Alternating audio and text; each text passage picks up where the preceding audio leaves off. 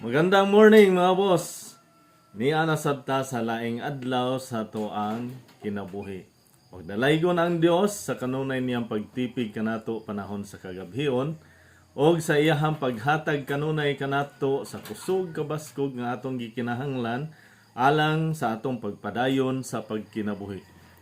O sa dili pa kita mo padayon sa atong mga gimbuhaton sa matag adlaw mga boss, angay natong mamalandong usa sa iyahang pulong. Karon mga boss, aduna ko'y pangutana ninyo.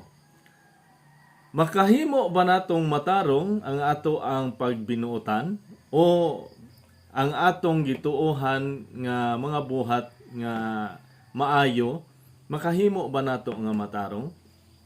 Ang tubag nini mga boss, ato ang mahibaw-an dinhi lamang sa balaang kasulatan. Ug sundi ko ninyo aron ninyo mahibaluan ang kamatuoran. Akong basahon dinha kaninyo mga boss ang Isaiah kapitulo 64 versikulo 6. Ang pulong sa Dios nagaingon: Sama kami sa taong hugaw ug ang among matarong nga buhat sama lamang sa hugawng pahiran. Nangalaya kami daw dahon ug ang among pagkadautan daw hangin nga mipadpad kanamo. Sa laing bahin sa kasulatan mga boss diha sa Roma kapitulo 3 versikulo akong sugdan sa versikulo 10 mga boss. Nagaingon ang pulong sa Dios dinhi. Kaya ang kasulatan nag-ingon, wala gayoy tao nga matarong, walay nakasabot o nangita sa Dios. Ang tanan namiya gikan sa Dios ug nahimo silang dautan, walay bisan usang nagbuhat og maayo, wala bisan usa. Og kung atong basahon sa 23 mga boss, sa versikulo 23 nagaingon din nga nakasala ang tanan og nahilayo sa himaya sa Dios. So sa unsa man di ay nga paagi kita makabaton sa ato ang pagkamatarong o sa atong kaluwasan. Mga boss, ang uban naghimo og kaugalingon nilang mga penitensya, pagpasakit sa lawas, usahay pagani panahon sa kanang mahal nga adlaw, nagpalansang sa cross. Atong makita kini mga boss kung unsa di ay ang buot pasabot niini kung makahatag ba ka natog kaayuhan kanang atong mga penitensya o dili. Unsa man di ay ang gihimo sa Dios aron kita makabaton sa samang saad nga iyahang gihatag ngadto kang Abraham. Mga boss, ato kining mabasa dinha sa kasulatan. Ug sundi ko ninyo aron kamo mahibalo usab niini. Diha sa Galacia 3 versikulo 13 ngadto sa 14 mga boss. Akong basahon. Ang pulong sa Dios nagaingon.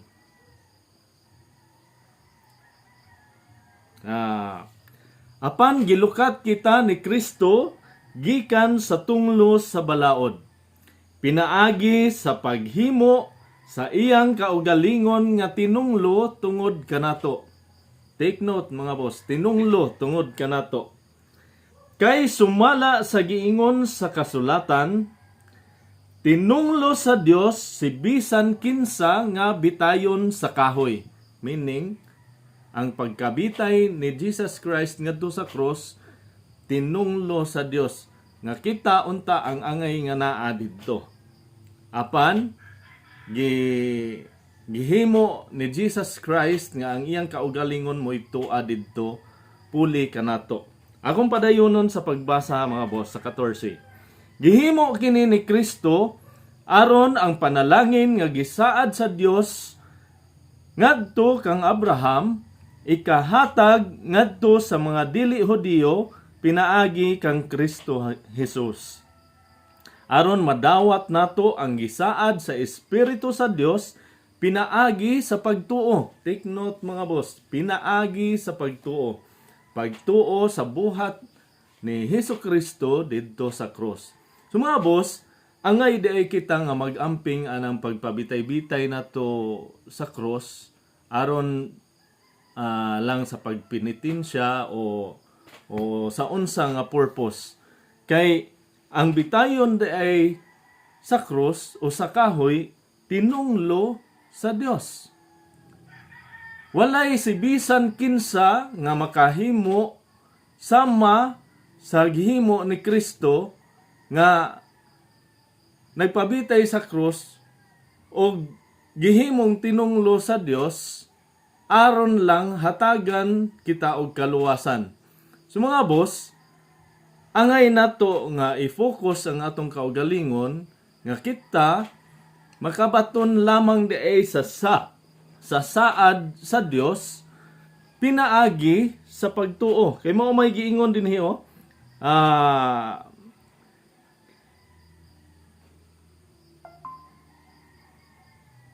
Sa versikulo 14 mga boss, gihimo kini ni Kristo aron ang panalangin nga gisaad sa Dios ngadto kang Abraham ikahatag ngadto sa dili Hudiyo pinaagi kang Kristo Hesus aron madawat nato ang gisaad sa Espiritu sa Dios pinaagi sa pagtuo.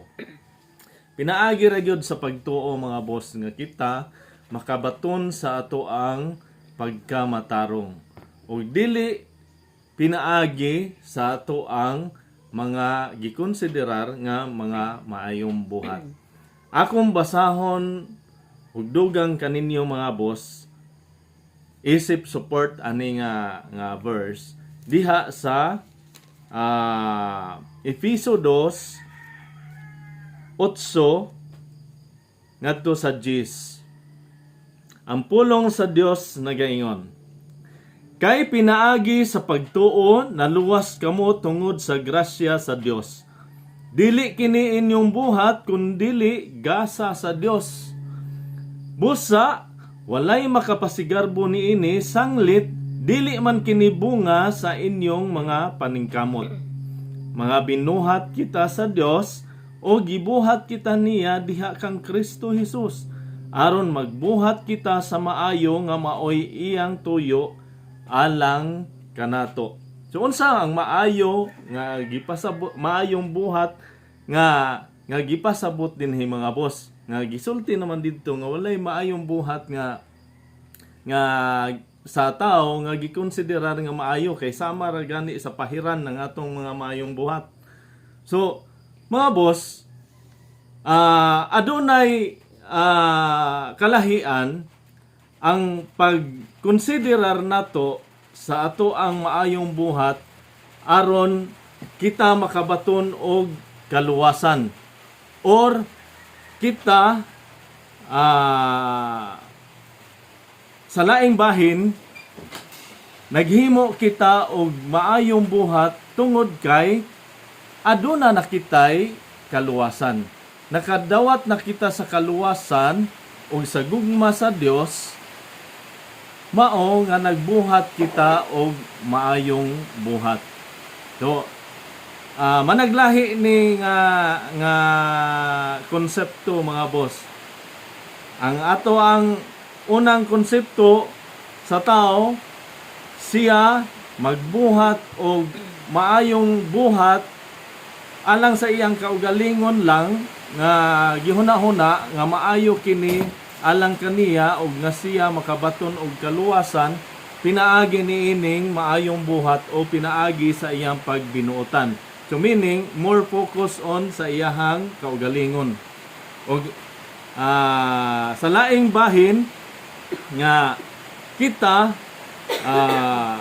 nagbuhat sa maayong buhat alang sa kahimayaan sa Dios tungod kay kita aduna na may pagtuo ngadto sa ato ang Dios og kita aduna na may paglaom sa kaluwasan og ang paglaom nato nag-aghat ka nato sa paghimo sa maayong buhat. So unsa man gyud ang pinaka maayong buhat nga gipasabot dinhi mga boss? Kung ato bitong balikan sa pagbasa dinha sa ikaduhang Timoteo 3:15 ngadto sa 17 mga boss, mahitungod sa balaang kasulatan. Dinha sa 17 mga boss, ginaingon dinha nga sa ingon ang nag-alagad sa Dios masangkap pag-ayo ug maandam sa tanang maayong buhat. So, nganong kinahanglan man nga magtuon sa pulong sa Dios aron maandam sa maayong buhat. Tanang maayong buhat. Sa ato pa di ay ang tanang maayong buhat nga gikonsiderar sa Dios mao ang pagsangyaw nato o pag-share nato sa ato ang paglaom nga nadawat gikan sa Dios ngadto usab sa uban. Kay kita gihatagan man niya og buluhaton sa pagpasiguli sa uban ngadto kaniya. Ato anang mabasa din ha sa unang Korinto kung wa ko masayop mga boss 5:17 mga boss. Pero ato anang hisgutan sa lain nato usab nga hisgutanan. Pero mga boss, focus usa ta dinhi karon nga kinahanglan kita malig-on sa ato ang pagtuo aron kita makabaton sa pagkamatarong. Makabaton lamang kita sa pagkamatarong mga boss, dili sa kaugalingon natong mga buhat, kundi sa ato ang pagtuo ngadto kang Kristo. Pagtuo ra gyud mga boss, mao ra gyud giingon dinhi. Kung akong balikon sa pagbasa ninyo dinhi sa Efeso 2:8 ngadto sa 10 nga ang tao pinaagi sa pagtuo kita naluwas. Pinaagi lamang sa pagtuo mga boss. Ug dili kini ato ang kaugalingong mga buhat aron dili kita makapasigarbo niini. Mao'y giingon dinhi sa pulong sa Dios. So mga boss, angay nato nga i-focus ang ato ang kaugalingon nga sa ato ang pagbuhat ug matarong kita nagbuhat niini tungod kay kita aduna na may paglaom sa kaluwasan. Pinaagi sa ato ang pagtuo. Sukwahi nga kita nagbuhat og maayo o nagbinuotan para kita makabaton og kaluwasan. So lahi na mga boss. Tungod kay ang mga tao magbuhat, angay nga magbuhat sa maayong mga buhat tungod kay aduna naman kitay paglaom. Tungod kay nahiusa naman kita diha kang Kristo. Ug ato nang hisgutan diha sa sunod natong hisgutanan ang atong pagkahiusa diha kang Kristo sa unsa nga paagi nga kita nahiusa kaniya. Medyo taas-taas na ang atong content mga boss. So ato kini nga putlon og ato ang ipadayon sa sunod nato nga mga hisgutanan. Dalaygon ang Dios sa tanan niyang mga buhat og ampo sa kanunay mga boss og amping uban ang grasya sa Dios. Ang Dios magapanalangin kaninyo sa tanan ninyong mga paninguha o sa inyong pamilya. Dalaygon ang Dios og siya giya kanato sa unsa nga kita magpadayon sa atong pagkinabuhi. Salamat sa Ginoo. Open ang atong comment section mga boss kung aduna kamoy mga pangutana o additional thoughts mahitungod niining ato ang gihisgutan karon. Dalaygon ang Dios.